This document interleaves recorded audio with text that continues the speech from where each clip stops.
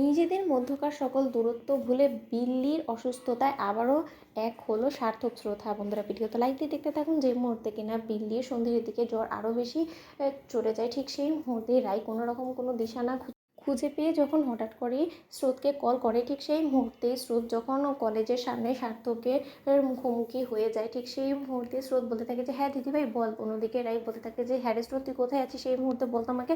ঠিক সেই মুহূর্তে স্রোত বলতে থাকে যে এই তো দিদিভাই, কলেজ ছুটি হলো মাত্র, এখন কলেজ থেকে বাড়িয়ে ফিরবো ভাবছি। কেন, কি হয়েছে, তুই কিছু আমাকে বলবে, বললে বল। ঠিক সেই মুহূর্তেই যখন রাই বিল্লির অসুস্থতার খবরটা দেয় স্রোতকে, ঠিক সেই মুহূর্তে স্রোত বলতে থাকে যে দিদি ভাই, বিল্লির এতটা শরীর খারাপ হয়ে গেছে, অথচ তুই একবার আমাকে জানানোটা প্রয়োজন বলে মনে করলি না। তুই এখন আমাকে জানাচ্ছিস যখন কিনা বিল্লির কন্ডিশন এতটা খারাপ হয়ে গেছে।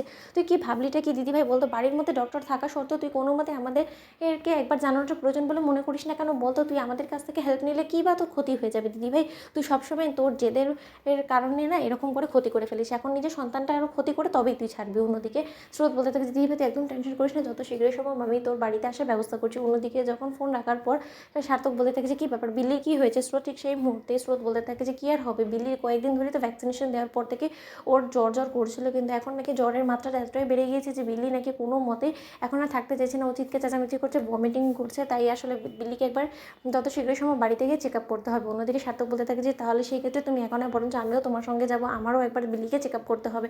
অন্যদিকে যখন সার্থক বলতে থাকে যে আমি গাড়ি নিয়ে এসেছি, তুমি কতক্ষণই বা ট্যাক্সি অপেক্ষা এখানে অপেক্ষা করবে বলো তো? তার থেকে বরঞ্চ চলো আমরা যত শীঘ্রই সম্ভব আমাদের ঝগড়াটাকে এখানে আপাতত স্টপ রেখে আমরা যত শীঘ্রই সম্ভব রায় দিদিভাইয়ের বাড়িতে পৌঁছানোর ব্যবস্থা করি, এতে করে বিল্লিরই একটু সুবিধে হবে। অন্যদিকে এই কথা বলা মাত্রই যখন স্রোত আর আপত্তি না করে সার্থকের সঙ্গে গাড়িতে চড়ে যায়, ঠিক সেই মুহূর্তে বাড়িতে পৌঁছানো মাত্রই যখন অনির্বাণের সঙ্গে সিম্মিকে জুটি আড্ডা দিতে দেখে স্রোত, ঠিক সেই মুহূর্তে অনির্বাণ সার্থক এবং স্রোতকে একসঙ্গে দেখা মাত্র বলে থাকে যে কী ব্যাপার, তোমরা এখানে কী করছো? ঠিক সেই মুহূর্তে স্রোত বলতে থাকে যে অনির্বাণ দাদাভাই, তুমি হয়তো বা নিজের হুঁশটা হারিয়ে ফেলেছো সিম্মির সঙ্গে থেকে, নয়তো বা একটা অসুস্থ সন্তানকে ঘরের মধ্যে রেখে কোন বাবা আছে যে এতটা আড্ডাতে মশগুল হয়ে পড়তে পারে বলো তো?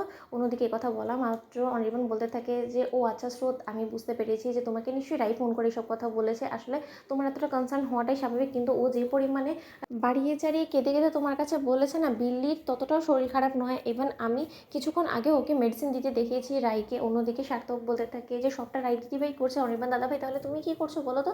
অন্যদিকে স্রোত বলতে থাকে যে কী আবার করবো, অনির্বাণ দাদাভাই এখানে চুটিয়ে আড্ডা দিচ্ছে, চা খাচ্ছে, এটাই তো কাজ অনির্বাণ দাদাভাই, তাই না?